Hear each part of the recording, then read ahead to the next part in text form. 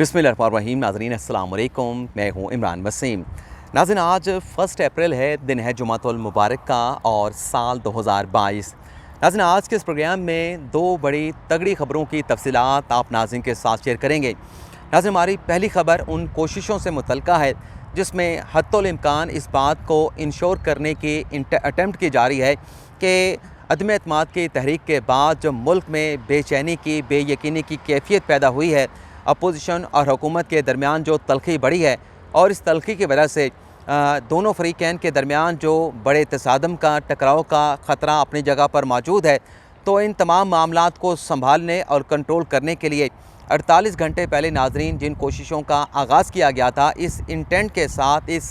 नीयत के साथ कि कोई दरमियानी रास्ता निकाला जाए, कोई नया फार्मूला बनाया जाए जो तमाम फ़रीक़ैन के लिए काबिल कबूल हो। तो इस सिलसिले में नाज़रीन जो पहली अटैम्प्ट की गई उसका नतीजा क्या निकला है और दरमियानी रास्ते को यकीनी बनाने के लिए मज़ीद क्या इक़दाम उठाए जा रहे हैं, इस बड़ी ख़बर की तफसीलात इस प्रोग्राम में आप नाज़रीन के साथ शेयर करेंगे। दूसरी ख़बर में नाज़रीन हम बात करेंगे, आपको बखूबी इस बात का इल्म है, ख़बर आप तक पहुँच चुकी है कि जो अदम एतमाद की तहरीक है उस पर संडे के रोज़ वोटिंग होने वाली है, यानी 48 घंटों के बाद अदम एतमाद की तहरीक पर वोटिंग करवाई जाएगी। लेकिन नाज़रीन वोटिंग से 48 घंटे पहले अदालत का एक ऐसा फ़ैसला सामने आया है जिसने स्पीकर असद कैसर साहब के अख्तियारात में, वैसे तो वो पहले ही बड़े बाख्तियार हैं लेकिन उनके अख्तियारात में मज़ीद इजाफ़ा कर दिया है। स्पीकर असद कैसर के अख्तियारात को मज़ीद स्ट्रेंथन कर दिया है, यानी स्पीकर असद कैसर साहब जिन्होंने अदम एतमाद की तहरीक को की जो वोटिंग है उसको रेगुलेट करना है, उस कार्रवाई को चलाना है, कंडक्ट करवाना है,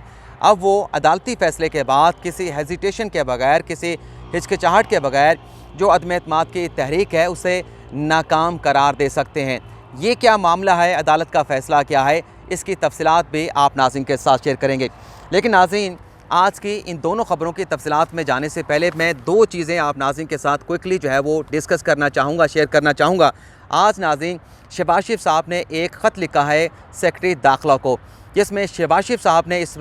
बात पर तशवीश का इजहार किया है कि इमरान खान साहब ने संडे के रोज़ जब अदम एतमाद की तहरीक पर वोटिंग करवाई जाएगी, 1 लाख का मजमा जो है उसे डी चौक पर आने का कह दिया है। अपोजिशन लीडर शहबाज शरीफ ने सेक्रेटरी दाखिला को ख़त ये लिखा है कि चूँकि अदम एतमाद की तहरीक पर संडे के रोज़ वोटिंग होने जा रही है, तो आप सेक्रेटरी दाखिला भी हैं, आपके नीचे इस्लामाबाद के इंतज़ामिया भी हैं, कमिश्नर भी हैं, IG इस्लामाबाद भी हैं, तो आप आइन और कानून के मुताबिक जो आपके अख्तियारात बनते हैं कि जो अरकान असम्बली वोट डालने के लिए जाना चाहते हैं, जिनका अपोजिशन के साथ ताल्लुक़ है, उनकी जो सिक्योरिटी है उसको यकीनी बनाएं। तमाम अपोजिशन के जो अरकान हैं और जो बाकी दीगर अरकान हैं जो ऐवान तक जाना चाहते हैं, कौमी असम्बली के इजलास में शिरकत करना चाहते हैं, उन्हें फुल प्रूफ सिक्योरिटी जो है वो फराहम की जाए। और साथ साथ ये भी कहा गया है कि आपने ये जो काम करना है ये आपकी आइनी और कानूनी ज़िम्मेदारी है, आपसे कोई एक्स्ट्रा जो है वो करने का नहीं कहा जा रहा। और आपके सामने है कि आज ये ख़त लिखा गया है अपोजिशन लीडर मियाँ शहबाज शरीफ की जानिब से, और कल 2 खतूत, 2 दरख्वास्तें मुतहदा अपोजिशन की जानिब से स्पीकर असद कैसर को दी गई थी। उन दरख्वास्तों से मुतल्लिक़ भी आगे चल के आप नाज़रीन के साथ गुफ्तगू करेंगे। लेकिन जो दूसरी चीज़ आप नाज़रीन के साथ हमने शेयर करनी थी, जो MKM ने वज़ीर आज़म इमरान खान को पाकिस्तान तहरीक इंसाफ को बदले में धमकी दी है, यानी फैसल सब्ज़वारी जो कि पाकिस्तान अपना MKM के सीनियर रहनुमा हैं, उनकी जानिब से एक बयान जारी किया गया है। टीवी इंटरव्यू में उनकी जानिब से कहा गया है कि जो MKM के रहनुमा हैं, अपना चंद दिन पहले हमने जो एयरपोर्ट पे देखा, उन्हें किस तरीके से पाकिस्तान तहरीक इंसाफ के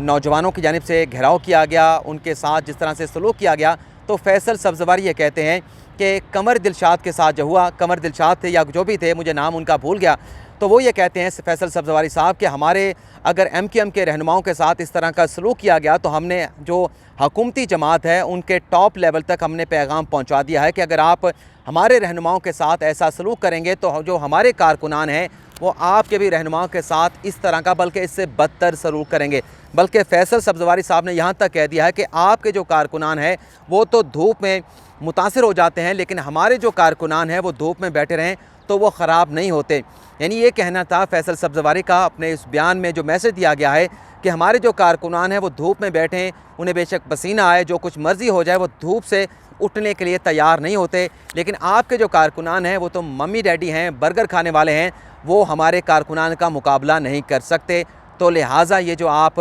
कारकुनान की रहनुमाओं के घिराव की बात कर रहे हैं, इस बात को यहाँ पे ख़त्म कर दिया जाए। ये अगर सिलसिला आगे चल निकला तो फिर आपको हमारे कारकुनान से ज़्यादा परेशानी, दिक्कत और मुश्किलात का सामना करना पड़ेगा, जिसके ज़िम्मेदार फिर आप होंगे। दरअसल ये मैसेज है फैसल सब्ज़वारी की जानिब से हुकूमती जमात पाकिस्तान तहरीक इंसाफ को दिया गया है। अब हम बात कर लेते हैं कि दरमियानी रास्ता निकालने के लिए, चीज़ों को संभालने और कंट्रोल करने के लिए जिस फार्मूले की बात की जा रही थी, तो इस सिलसिले में नाजरीन जो पहली अटैम्प्ट की गई, वो पहली अटैम्प्ट जो है परसों रात जो है, जब खान साहब के साथ 1:30 बजे कुछ बड़े लोगों की मुलाकात हुई, उससे पहले वो अटैम्प्ट हुई थी। लेकिन ज़रा ये बताते हैं कि वो पहली जो कोशिश की गई थी वो नाकाम हुई है। पहली कोशिश में जरदारी और शहबाज शरीफ साहब ने इसका कोई जवाब नहीं दिया, बल्कि वो बड़े हेजिटेट दिखाई दे रहे थे, ज़रा ये बता रहे थे। लेकिन इस मुलाकात में जो दीगर लोग मौजूद थे, जिनका पाकिस्तान के सूबों के से मतलब वो पंजाब से ताल्लुक़ नहीं था, उनका सिंध से ताल्लुक़ नहीं था, उन्होंने जो है ऐसे कोई भी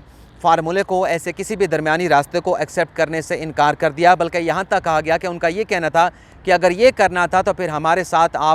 हमें अपने साथ आपको हमें अपने साथ नहीं मिलाना चाहिए था। तो पहली अटैम्प्ट तो नाज़रीन नाकाम हो चुकी है। लेकिन ज़राए अभी भी बता रहे हैं कि सूरत हाल को कंट्रोल करने के लिए, कि जो बेयकीनी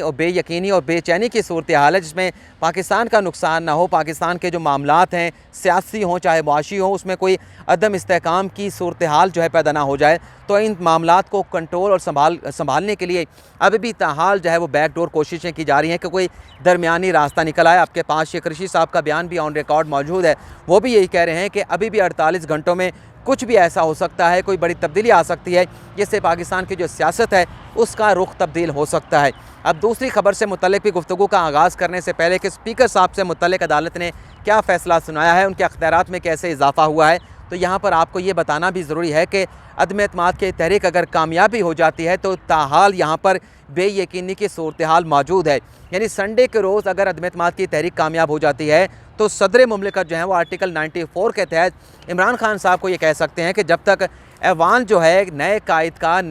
कायदे ऐवान का जो है इंतखाब नहीं कर लेता, आप उस वक्त तक जो है वज़ीर आज़म पाकिस्तान के तौर पे अपनी ज़िम्मेदारियाँ सर अंजाम देते रहें, क्योंकि पाकिस्तान को चीफ़ एग्जेक्टिव के बगैर भी जो है वो नहीं जो है वो रखा जा सकता। तो सदर मुमलिकत अपना आर्टिकल 94 के तहत ये अख्तियार इस्तेमाल कर सकते हैं। और ख़ान साहब जो हैं अदम एतमाद की तहरीक की कामयाबी के बाद अगर कामयाब होती है, क्योंकि अभी तक तो हम हमेशा ये कहते आए हैं कि वोटिंग के दिन तक कुछ नहीं कहा जा सकता, चाहे जिसका भी पलड़ा भारी है, और मैंने हमेशा कहा है कि अपोजिशन का पलड़ा भारी है, लेकिन वोटिंग के दिन तक कुछ भी हो सकता है। ये पाकिस्तान है, पाकिस्तान में रातों रात ऐसे खेल हो जाते हैं कि सुबह आवाम को पता चलता है कि रात को तो ये होना था और सुबह को ये हो गया है। तो बहरहाल बेयकीनी की ये सूरत हाल जो चल रही है, इसमें यह कहा जा रहा है कि अगर अदम एतमाद की तहरीक कामयाब हो गई तो स्पीकर असद कैसर साहब जो हैं पार्लियामेंट का इजलास है उसे फौरी तौर पर मुलतवी कर सकते हैं, और फिर अपोजिशन को नया इजलास बनाने के लिए नई रिक्विजिशन जमा करवानी होगी। और इस पर अब ये बताया जा रहा है ज़राए की जानिब से, बल्कि जब नई रिक्विजिशन आएगी तो फिर 15 दिन के बाद वो इजलास जो है बुलाया जाएगा नए कायदे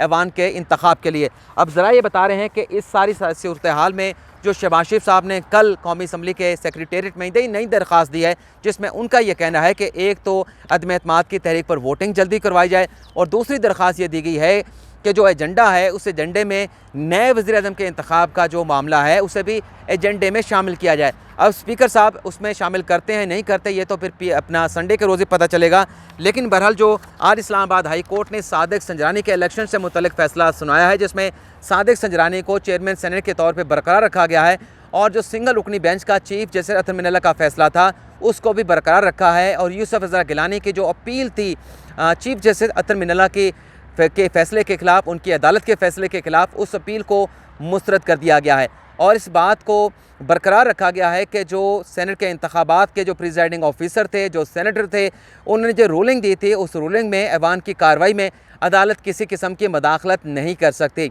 यानी चीफ जस्टिस अतर मिनल्ला के फ़ैसला यही था कि हम ऐवान की कार्रवाई में सेनेट के ऐवान में जो सेनेट का इलेक्शन हुआ है और जो 7 वोट्स को रिजेक्ट किया गया है, उससे मुतल्लिक जो रूलिंग है उससे मुतल्लिक हम कुछ नहीं कर सकते। तो उसी फ़ैसले को अब जो है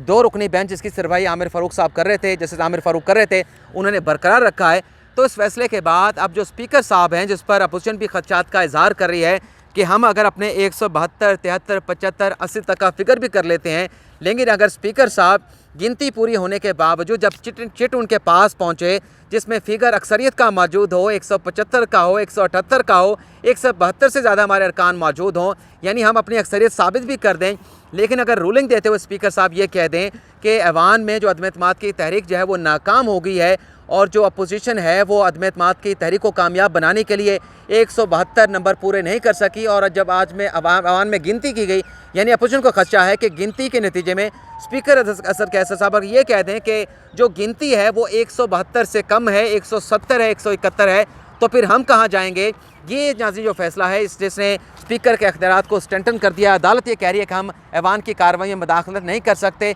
तो इस फैसले के बाद नाज़रीन अब ज़रा ये बता रहे हैं कि जो कोशिशें हैं नई सिमत में उनका आगाज़ कर दिया गया है। अब ये कहा जा रहा है कि जो सेक्रेटरी हैं कौमी असम्बली के, उनके साथ रब्ता करने की कोशिश की जा रही है कि जब अदम एतमाद की तहरीक से मुतल्लिक जो गिनती होगी, गिनती से मुतल्लिक फ़िगर ला कर जब सेक्रेटरी कौमी असम्बली को, जो कि स्पीकर डाइस से आगे बैठे होते हैं, उन्हें बताया जाएगा, और जब सेक्रेटरी कौमी असम्बली जो है वो फ़िगर स्पीकर साहब को बताएंगे तो उनसे ये रिक्वेस्ट करने की अब कोशिश की जाएगी कि आप वो फ़िगर जो है इतना ऊंचा बोलें कि जो माइक है उसकी आवाज़ आ जाए कि कितने हमारे नंबर जो है वो एक्चुअल ऐवान में मौजूद हैं। और फिर जब वो स्पीकर में बता दिया जाएगा इरादी गैर इरादी तौर पे, तो फिर स्पीकर साहब के पास जो अख्तियार है कि वो कोई भी रूलिंग दे सकते हैं जिसको फिर बाद में चैलेंज नहीं किया जा सकता। तो फिर जब वो स्पीकर में सेक्रेटरी साहब बताएंगे कि 175 का नंबर है, अक्सरियत साबित हो गई है, तो फिर स्पीकर साहब के पास कोई ऑप्शन नहीं रहेगा कि वो 175 को 165 या 170 कर सकें। तो ये नाज़रीन हमारी ख़बरें जिसकी तफसीलात आपके साथ हमने शेयर की हैं। आपसे इजाज़त चाहते हैं। अल्लाह ताला आपका हामी और नासर हो। दुआ में याद रखिएगा। अल्लाह हाफ़िज़।